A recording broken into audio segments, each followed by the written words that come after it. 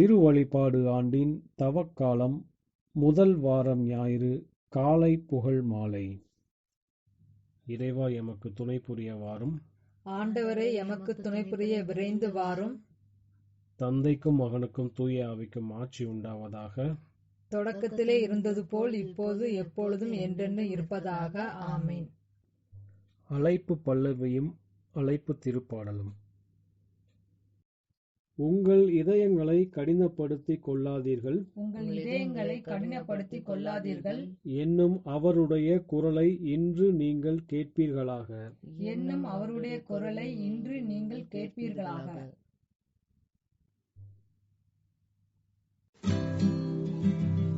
இன்று நீங்கள் அவர் குரலை கேட்டால் உங்கள் இதயங்களை கடினப்படுத்தாதீர்கள். வாருங்கள், ஆண்டவருக்கு புகழ் பாடுவோம், மீட்பளிக்கும் பாறையை ஏற்றி புகழ்வோம்.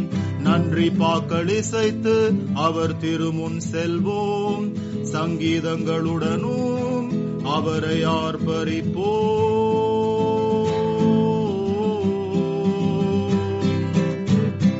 இன்று நீங்கள் அவர் குரலை கேட்டால் உங்கள் இதயங்களை கடினப்படுத்தாதீர்கள். ஏனெனில் ஆண்டவர் மகத்துவம் மிக்க கடவுள், தேவர் அனைவருக்கும் பேரரசர். பூமியின் பாதாளம் அவர் கையில் உள்ளது, கடலும் அவருடையதே, அவரே அதை படைத்தார். இன்று நீங்கள் அவர் குரலை கேட்டால் உங்கள் இதயங்களை கடினப்படுத்தாதீர்கள்.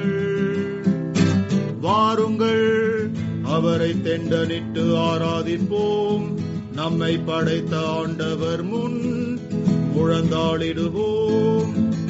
அவரே நம் கடவுள், நாம் அவரது மக்கள், அவர் வழி நடத்தும் மந்தை நாம், அவரால் மேய்க்கப்படும் மக்கள் நாம்.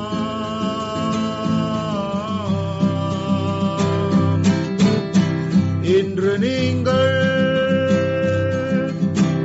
அவர் குரலை கேட்டால் உங்கள் இதயங்களை கடினப்படுத்தாதீர்கள். இன்று மட்டும் நீங்கள் அவர் குரலை கேட்டால் உங்கள் இதயங்களை கடினப்படுத்தாதீர்கள். மெரிபாவிலும் பாலைவனத்தில் மாசாவின் தினத்தை போல் அங்கே உங்கள் முன்னோர்கள் என்னை சோதித்தனர். என் செயல்களை கண்டிருந்தும் தங்கள் சித்தத்தை செய்ய என்னை கட்டாயப்படுத்தினர். 40 ஆண்டுகளாக இத்தலைமுறையால் நான் சலித்து போனேன். அப்பொழுது சொன்னேன், தவறிழைக்கும் இதயமுள்ள மக்கள் இவர், என் வழிகளை அறியாத மக்கள். ஆகவே என் இளைப்பாற்றியை அடைய மாட்டார் என ஆணையிட்டே.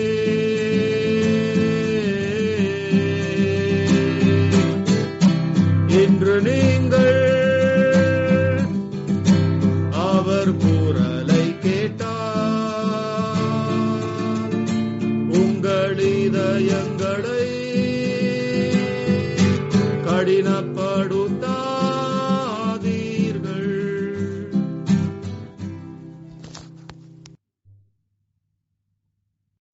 தந்தைக்கும் மகனுக்கும் தூய ஆவிக்கும் ஆட்சி உண்டாவதாக.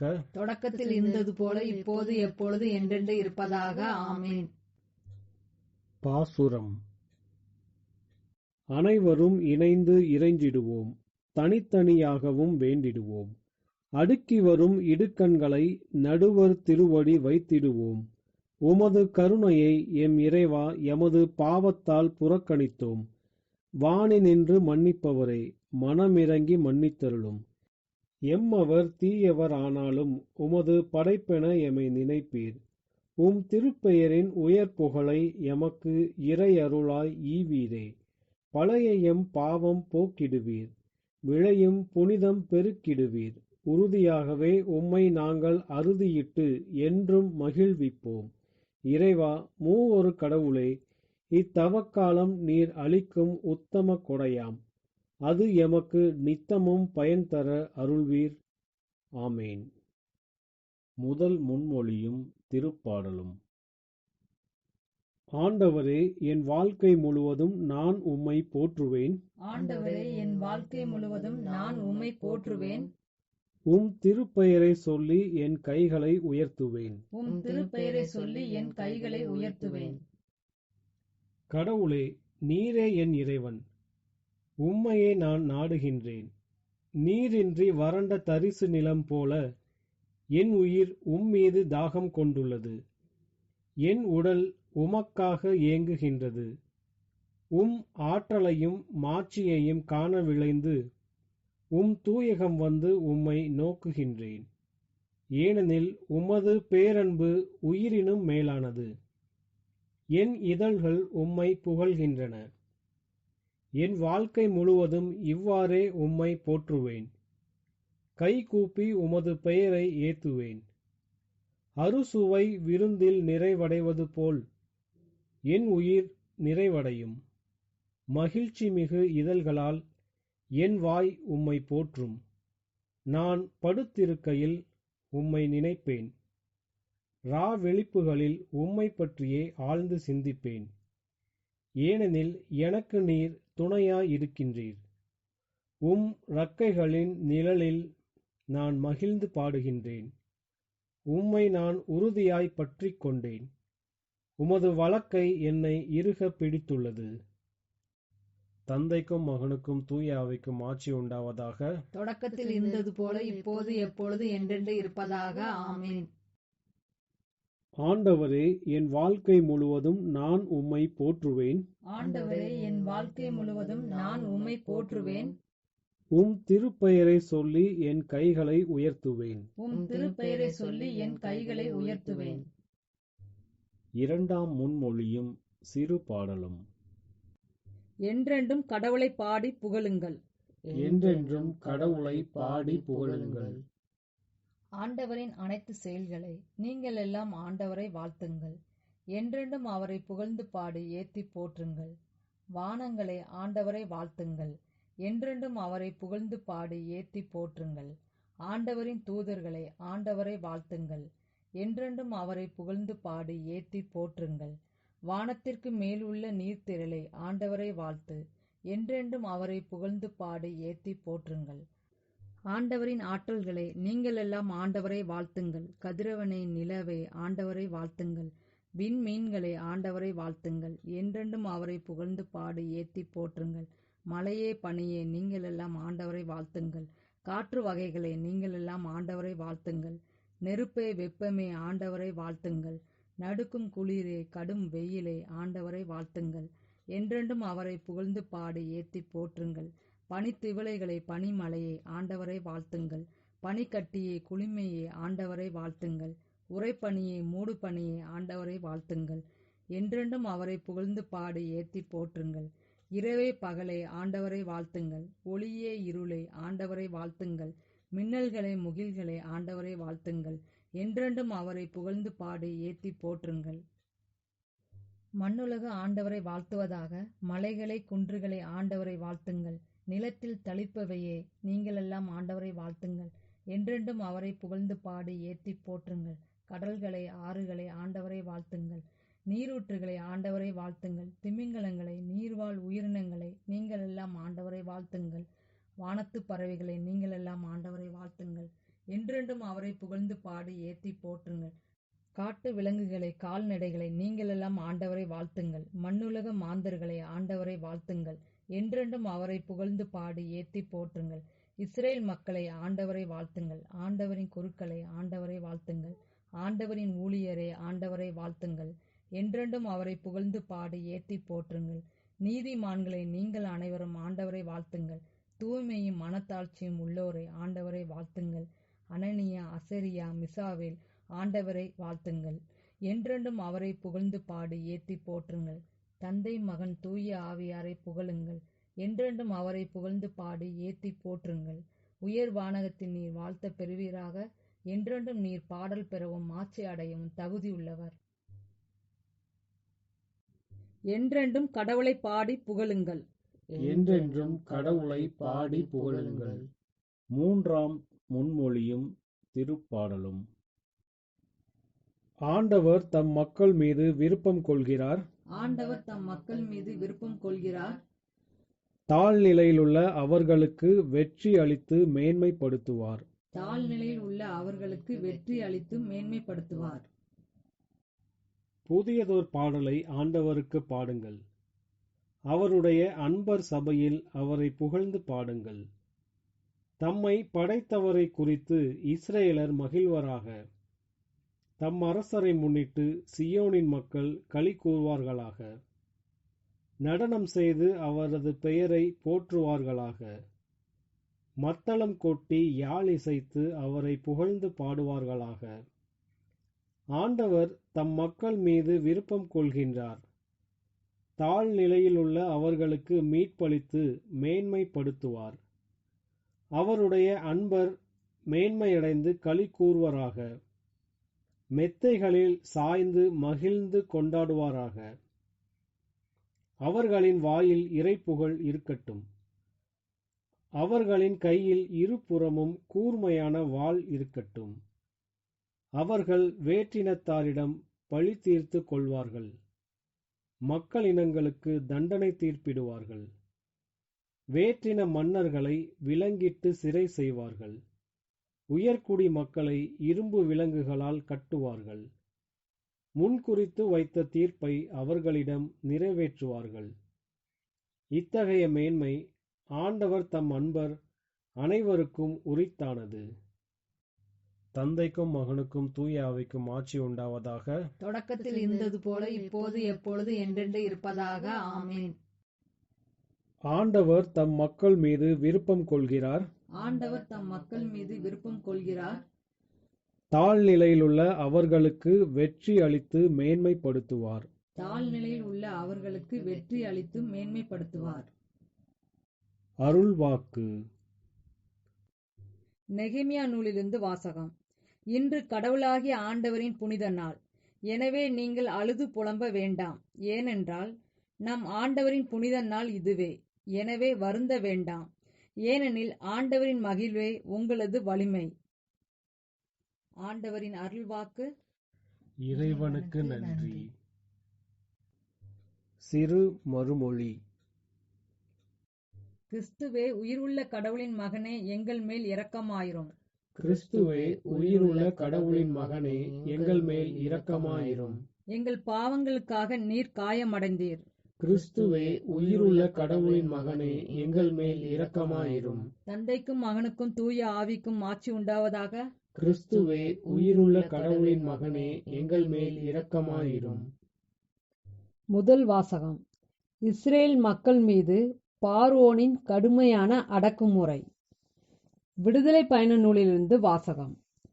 மோசேயும் ஆரோனும் பார்வோனிடம் வந்து அவனை நோக்கி, பாலை நிலத்தில் எனக்கொரு விழா எடுக்குமாறு என் மக்களை போகவிடு என இஸ்ரேலின் கடவுளாகிய ஆண்டவர் உரைத்துள்ளார் என்று அறிவித்தனர்.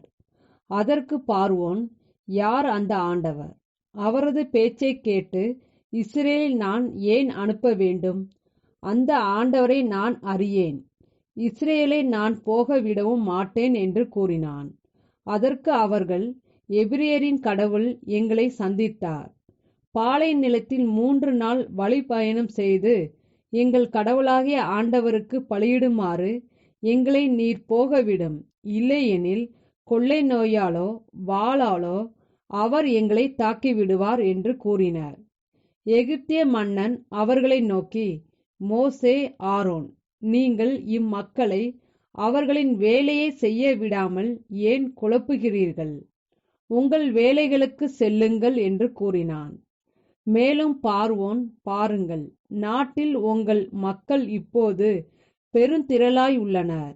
அப்படி இருக்க அவர்களை தம் வேலையிலிருந்து ஓய்ந்திருக்க செய்கிறீர்கள் என்றார். அதே நாளில் பார்வோன் மக்களிடம் அடிமை வேலை வாங்கும் அதிகாரிகளுக்கும் மேற்பார்வையாளருக்கும் ஆணை விடுவித்து, செங்கல் செய்வதற்காக இம்மக்களுக்கு இதுவரை வைக்கோல் கொடுத்து வந்தது போல் இனி செய்ய வேண்டாம். அவர்களை போய் வைக்கோல் சேகரித்து கொள்ளட்டும். ஆயினும் இதுவரை அவர்கள் அறுத்து கொடுத்த அளவு செங்கல் தயாரித்து கொடுப்பது அவர்கள் கடமை. அதிலிருந்து எதுவும் குறையக்கூடாது. ஏனெனில் அவர்கள் சோம்பேறிகள். இதனால்தான் நாங்கள் போக வேண்டும் என்று, எங்கள் கடவுளுக்கு பலியிட வேண்டும் என்று அவர்கள் கூச்சலிட்டு கொண்டிருந்தார்கள். அந்த ஆட்களுக்கு வேலை பளுவை இன்னும் மிகுதியாக்குங்கள். வெற்று பேச்சுகளை நம்பாமல் அங்கே அவர்கள் வேலை செய்யட்டும் என்றான். எனவே வேலை வாங்கும் அதிகாரிகளும் மேற்பார்வையாளர்களும் மக்களிடம் சென்று அவர்களை நோக்கி, பார்வோன் கூறுவது இதுவே: நான் உங்களுக்கு வைக்கோல் கொடுக்க மாட்டேன். நீங்களே போய் உங்களுக்கு தேவையான வைக்கோலை கிடைக்கும் இடத்திலிருந்து சேகரித்து கொள்ளுங்கள் என்று அறிவித்தனர். எனவே வைக்கோலுக்கு பதிலாக தாளடி சேகரிப்பதற்காக மக்கள் எகிப்து நாடெங்கும் அலைந்து திரிந்தனர். வைக்கோல் உள்ளபோது செய்து வந்த அளவில் ஒவ்வொரு நாளுக்கும் உரிய வேலையை அன்றே முடித்து விடுங்கள் என்று கூறி வேலை வாங்கும் அதிகாரிகள் அவசரப்படுத்தினர். முன்பு நீங்கள் செய்து வந்த அளவுக்கு செங்கல் அறுப்பது வேலையை நேற்றும் இன்றும் ஏன் செய்து முடிக்கவில்லை என்று கேட்டு, பார்வோனின் வேலை வாங்கும் அதிகாரிகள் தாங்கள் இஸ்ரேல் மக்களுள் மேற்பார்வையாளராக நியமித்தவர்களை அடித்தனர். இஸ்ரேல் மக்களின் மேற்பார்வையாளர் பார்வோனிடம் வந்து, ஏன் உம் பணியாளர்களை இவ்வாறு நடத்துகிறீர்? உம் பணியாளர்களாகிய எங்களுக்கு வைக்கோல் தராமலேயே செங்கல் அருங்கள் என்று வேலை வாங்கும் அதிகாரிகள் கூறுகிறார்கள். குற்றம் உம் மக்களுடைய தாய் இருக்க உம் பணியாளர்களாகிய நாங்கள் அடிக்கப்படுகிறோம் என்று கதறினர். அதற்கு அவன், சோம்பேறிகள், நீங்கள் சோம்பேறிகள், அதனால்தான் நாங்கள் போய் ஆண்டவருக்கு பலியிட வேண்டும் என்று கூறி கொண்டிருக்கிறீர்கள். எனவே இப்போதே வேலைக்கு செல்லுங்கள். வைக்கோல் உங்களுக்கு தரப்பட மாட்டாது. எனினும் வழக்கமான எண்ணிக்கையின்படி செங்கல் அறுத்து கொடுக்க வேண்டும் என்று கூறினான். அந்தந்த நாளுக்குரிய செங்கல் தொகையிலிருந்து எதுவும் குறைக்கப்பட மாட்டாது என்று சொல்ல கேட்டபோது தாங்கள் இக்கட்டில் மாட்டிக்கொண்டதாக இஸ்ரேல் மக்களின் மேற்பார்வையாளர் கண்டனர். பார்வோனிடமிருந்து திரும்பி வரும்போது தங்களை சந்திப்பதற்காக நின்று கொண்டிருந்த மோசேயையும் ஆரோனையும் அவர்கள் சந்தித்து அவர்களை நோக்கி, ஆண்டவர் உங்களை கவனித்துக் கொள்ளட்டும், உங்களுக்கு தீர்ப்பு வழங்கட்டும். ஏனெனில் பார்வோன் முன்னிலையிலும் அவனுடைய அலுவலர் முன்னிலையிலும் நம்மவர் வாடையை பிடிக்காதவாறு நீங்கள் செய்து விட்டீர்கள். நம்மை கொல்வதற்கான வாளை அவர்கள் கையில் வைத்து விட்டீர்கள் என்றனர். அப்போது மோசே ஆண்டவரிடம் திரும்பி சென்று, என் தலைவரே, இம்மக்களுக்கு நீர் ஏன் தொல்லை கொடுக்கிறீர்? எதற்காக இப்படி என்னை அனுப்பி வைத்தீர்? உமது பெயரால் பேசுவதற்காக பார்வோனிடம் வந்திருந்ததே இம்மக்களுக்கு அவனால் இடர்பாடுதான் ஏற்பட்டுள்ளது. அத்துடன் நீர் உம் மக்களுக்கு விடுதலை அளிக்கவும் இல்லை என்று கூறினான். ஆண்டவர் மோசேயை நோக்கி, நான் பார்வோனுக்கு செய்ய போவதை நீ இப்போது காண்பாய். என் கைவன்மை கண்டு அவன் அவர்களை போக விடுவான், தன் நாட்டிலிருந்து துரத்தியும் விடுவான் என்றார். ஆண்டவரின் அருள்வாக்கு. இறைவனுக்கு நன்றி. இரண்டாம் வாசகம். கிறிஸ்துவின் பாடுகள் அன்பின் கொடையாகும். ஆயரான புனித அகுஸ்தினார் எழுதிய கடிதங்களிலிருந்து வாசகம். மனிதனான கிறிஸ்து பூவுலக மகிழ்ச்சியின் உதாரணமாக கருதப்பட இயலாது. அவர் தாமே புதிய ஏற்பாட்டின் செய்தியில் வெளிப்படுத்தியது போல் தற்காலிக வாழ்க்கையை பொருட்படுத்தாது நித்திய வாழ்க்கையையே அவர் மேம்படுத்தினார். ஆகவே அவரது அவமானம், பாடுகள், கசையடிகள், எச்சில், கண்டனம், சிலுவை, காயங்கள் மற்றும் அவர் சாவும் அவரை முழுமையாய் கீழ்ப்படுத்தி மேற்கொண்டன. இவை அனைத்தும் அவரது விசுவாசிகள் எந்த அன்பின் கொடையை கேட்பதென கற்று அவரை எதிர்நோக்கி அவருடைய மக்களாக மாறுவர்.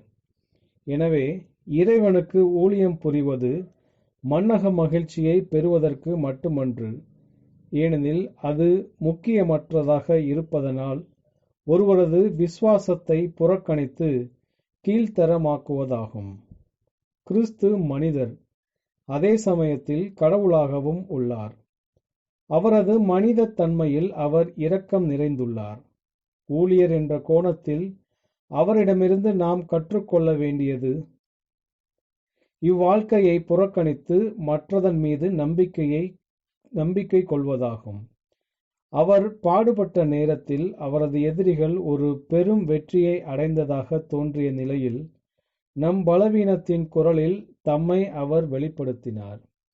பாவமான உடலை அழிப்பதற்காக நம் பழைய மனிதன் சிலுவையில் அறையப்பட்டான். என் இறைவா, என் இறைவா, ஏன் என்னை கை நெகிழ்ந்தீர்? நம் பலவீனத்தின் குரலோடு நம் தலை தம்மையே உருமாற்றிய போது சங்கீதம் 21 கூறியது, என் இறைவா, என் இறைவா, என்னை பாரும், ஏன் என்னை கைவிட்டீர்? ஏனெனில் ஜெபிக்கும் ஒருவர் தன் ஜெபத்திற்கு பதில் தரப்படவில்லை என்றால் கைவிடப்பட்டதாக உணர்கிறார். இயேசு இந்த குரலானார். அவரது உடலின் குரலாக, அதாவது திருச்சபை பழைய மனிதனாய் இருப்பதிலிருந்து புதிய மனிதனாய் மாற்றப்பட வேண்டும். மெய்யாகவே அவரது மனித பலவீனத்தின் குரல், அவரது பழைய ஏற்பாட்டின் நன்மைகள் மறக்கப்பட்டுவிட்டன. இவ்வாறு புதியவற்றிற்காக ஆசைப்படவும் எதிர்பார்க்கவும் அவர் கற்றுக்கொள்வார். ஆயரான புனித அகுஸ்தினார் எழுதிய கடிதங்களிலிருந்து வாசகம்.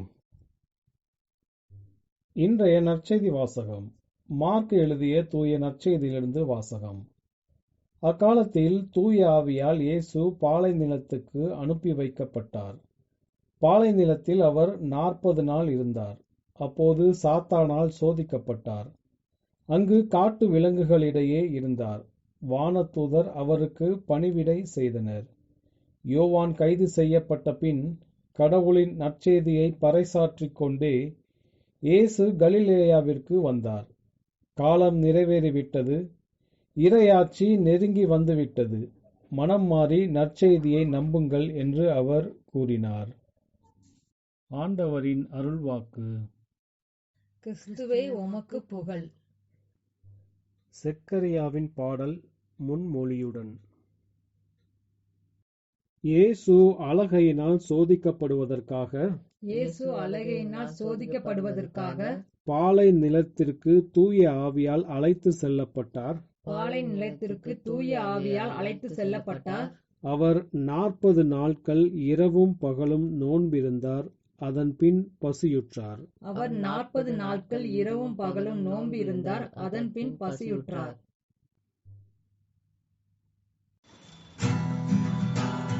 போற்றப்படுவாராக ஆண்டவர், இஸ்ராயேலின் கடவுள். ஏனெனில் அவர் வருகை தந்து தம் மக்களை மீட்டார், எழுப்பினார் மீட்பின் வல்லமையை. தமது ஊழியனான தாவீதின் குலத்திலே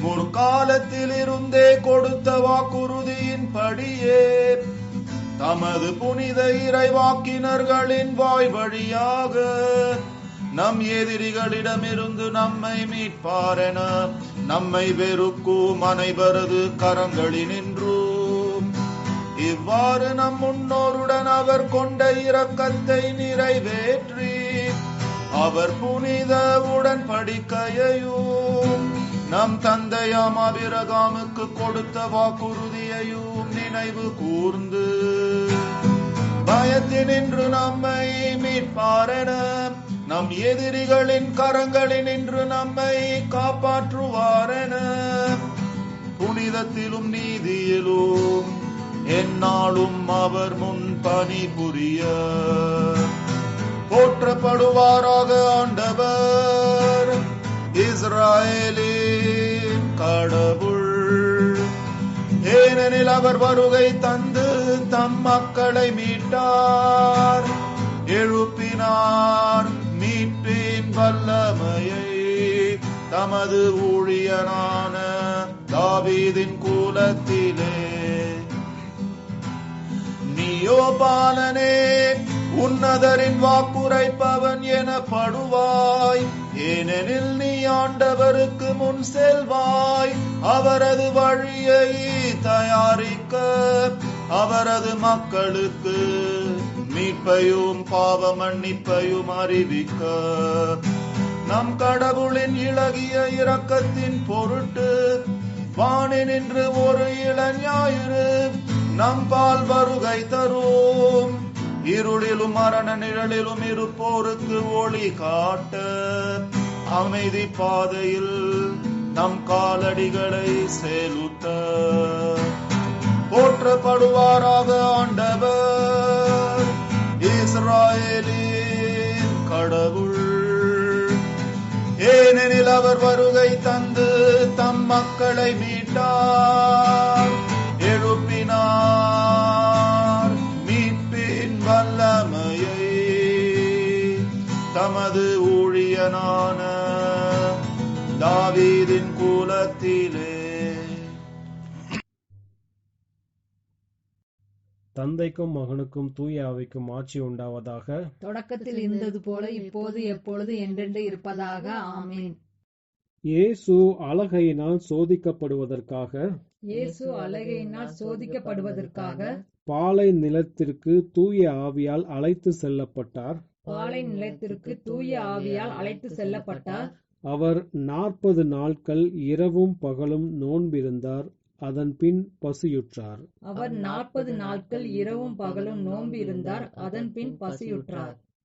மன்றாட்டுகள். இந்த மீட்பின் நாளுக்கு நம்மை அழைத்து வந்த நம் மீட்பரை வாழ்த்தி மன்றாடுவோம். ஆண்டவரே, புதிய ஆவியை எங்களுக்குள் படைத்தருளும். எம் வாழ்வாகிய கிறிஸ்துவே, நாங்கள் புது வாழ்வு பெற்றவர்களாய் வாழும்படி திருமுழுக்கின் வழியாய் உம்மோடு அடக்கம் செய்யப்பட்டோம். இன்று அந்த புது வாழ்வின் பாதையில் எங்களை நடத்திச் செல்லும். ஆண்டவரே, புதிய ஆவியை எங்களுக்குள் படைத்தருளும். ஆண்டவரே, நீர் சென்ற இடமெல்லாம் ஒவ்வொருவருக்கும் நன்மையே செய்து கொண்டு வந்தீர். நாங்கள் அனைவருடைய பொது நலனை பற்றி அக்கறை கொள்ள செய்தருளும். ஆண்டவரே, புதிய ஆவியை எங்களுக்குள் படைத்தருளும். இவ்வுலக அரசை கட்டி எழுப்புவதில் நாங்கள் பிற மக்களோடு சேர்ந்து உழைக்க எங்களுக்கு உதவி செய்தருளும். ஆயினும் நாங்கள் ஒருபோதும் உம்முடைய விண்ணுலக ஆட்சியை பற்றிய தொலைநோக்கை இழந்து விடாதிருக்க செய்தருளும். ஆண்டவரே, புதிய ஆவியை எங்களுக்குள் படைத்தருளும். ஆன்மாவையும் உடலையும் குணப்படுத்தும் மருத்துவரே, சீரழிந்த எம் வாழ்வை செம்மைப்படுத்தும். உமது தூய்மையின் அனைத்து ஆசிகளையும் நாங்கள் பெறச் செய்தருளும். ஆண்டவரே, புதிய ஆவியை எங்களுக்குள் படைத்தருளும். நம்முடைய தனிப்பட்ட மன்றாட்டுகள்.